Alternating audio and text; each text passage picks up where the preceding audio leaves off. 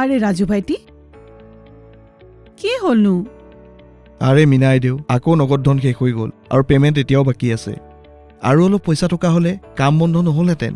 কিয় চিন্তা কৰি আছা ৰাজু ভাইটি PM স্বনিধি ক্ৰেডিট কাৰ্ড আছে নহয় কিয় ধেমালি কৰিছে আমাৰ দৰে ষ্ট্ৰীট ভেণ্ডৰে ক'ৰ পৰা ক্ৰেডিট কাৰ্ড পাব পোৱা যায় কওঁ শুনা এই PM স্বনিধি ক্ৰেডিট কাৰ্ডখন বিশেষভাৱে পথৰ বিক্ৰেতাসকলৰ বাবে বনোৱা হৈছে ই এটা UPI লিংক থকা ক্ৰেডিট কাৰ্ড যিয়ে তোমাৰ আৰু মোৰ দৰে পথ বিক্ৰেতাসকলে 30,000 টকা পৰ্যন্ত ৰিভলভিং ক্ৰেডিট পাব পাৰে 30,000 কিন্তু এই কাৰ্ডখন কেনেকৈ পাম একদম সহজ যদি কোনো পথৰ বিক্ৰেতাই তেওঁলোকৰ PM স্বনিধিৰ দ্বিতীয় ঋণ পৰিশোধ কৰিছে তেতিয়া তেওঁলোকৰ বেংকে এই কাৰ্ডখন ইস্যু কৰিব মাথো পেন কাৰ্ড থকাটো জৰুৰী হয় KYC আৰু ভেৰিফিকেশ্যন সম্পূৰ্ণ হোৱাৰ লগে লগে কাৰ্ডখন আহি যাব আৰু কাৰ্ডখন পোৱাৰ পিছত বিক্ৰেতাই লগে লগে ব্যৱহাৰ কৰিব পাৰিবনে হয় কাৰ্ডখন লাভ কৰাৰ লগে লগে সক্ৰিয় কৰক আৰু ইয়াক 60 দিনৰ ভিতৰত সক্ৰিয় কৰাটো প্ৰয়োজনীয় ইয়াক সক্ৰিয় কৰিবলৈ হয় কাষ্টমাৰ কেয়াৰত ফোন কৰক নহয়তো মোবাইল এপ্লিকেশ্যনত পিন ছেটআপ কৰক মিনাই দেউ এই ক্ৰেডিট কাৰ্ডখনৰ কি লাভ আছেনো বৰ উপকাৰ আছে দৈনন্দিন ব্যৱসায় চলোৱাৰ বাবে সহজ ধন যিকোনো UPI এপেৰে পেমেণ্ট কৰিব পাৰা যিকোনো ঠাইতে যিকোনো সময়তে সকলোতে কাম কৰে 20 পৰা 50 দিনৰ সুতমুক্ত সময় হয় আজি ব্যৱহাৰ কৰা আৰু পিছত সুত নোহোৱাকৈ পইচা ঘূৰাই দিয়া কাৰ্ডখন তুমি পাবা আজীৱন বিনামূল্যে কোনো বাৰ্ষিক মাচুল নাই কোনো যোগদানৰ মাচুল নাই বাহ কিন্তু ইয়াৰ লিমিট কিমান আৰু ইয়াক ক'ত ক'ত ব্যৱহাৰ কৰিব পাৰি প্ৰথম অৱস্থাত ইয়াৰ সীমা হ'ব 10,000 কিন্তু যেতিয়া বিক্ৰেতাসকলে সময়মতে ধন পৰিশোধ কৰিব তেতিয়া এই লিমিট 30,000 লৈ বৃদ্ধি পাব ইয়াক তুমি ATMৰ পৰা নগদ ধন উলিয়াবলৈ ব্যৱহাৰ কৰিব নোৱাৰা কিন্তু ইয়াৰে UPI পেমেণ্ট কৰিব পাৰিবা বুজিলো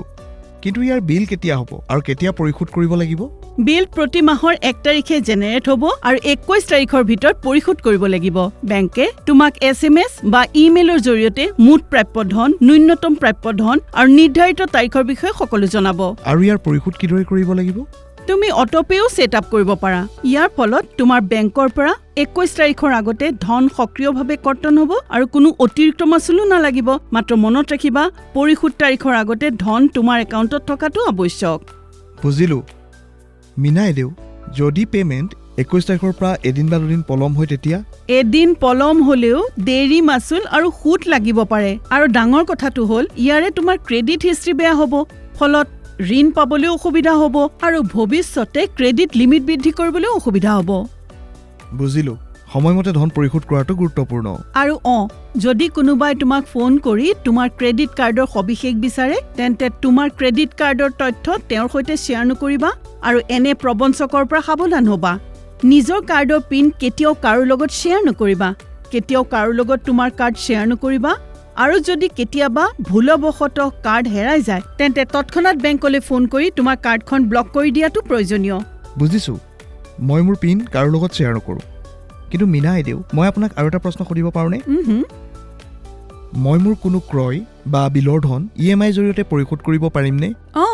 যদি তোমাৰ খৰচ 2,500 টকাতকৈ বেছি হয় তেন্তে তুমি ইয়াক EMI লৈ পৰিৱৰ্তিত কৰিব পাৰা য'ত 0.5% সুত প্ৰতি মাহে লোৱা হ'ব তাকো বন্ধ কৰাৰ পূৰ্বে কোনো চাৰ্জ নলোৱাকৈ ইটো আৰু ভাল কথা যে EMI বিকল্পও আছে আমি আৰু কি কথা মনত ৰখা উচিত মনত ৰাখিবা কাৰ্ডক কেৱল প্ৰয়োজনতহে ব্যৱহাৰ কৰা উচিত কেতিয়াও ইয়াৰ সম্পূৰ্ণ সীমা অতিক্ৰম নকৰিবা বিদেশী লেনদেন মদ জুৱা বা এই ধৰণৰ কামৰ বাবে কাৰ্ড ব্যৱহাৰ কৰাটো অনুমোদিত নহয় এইবোৰ কৰি মই মোৰ নিজৰ লোকচান কিয় কৰিম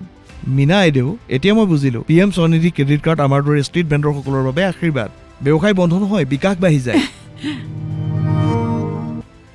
একদম PM স্বনিধি ক্ৰেডিট কাৰ্ডে প্ৰদান কৰে ৰাজপথৰ ব্যৱসায়ীসকলক স্বাৱলম্বিতাৰ শক্তি PM স্বনিধি ক্ৰেডিট কাৰ্ড অধিক তথ্যৰ বাবে আপোনাৰ ওচৰৰ পৌৰ নিগম পৌৰসভা নগৰ পৰিষদ বা নগৰ পঞ্চায়তৰ সৈতে যোগাযোগ কৰক আজি PM স্বনিধি ক্ৰেডিট কাৰ্ড লওক স্মাৰ্ট ব্যৱহাৰ কৰক সময়মতে বিল পৰিশোধ কৰক আৰু ব্যৱসায় বৃদ্ধি কৰক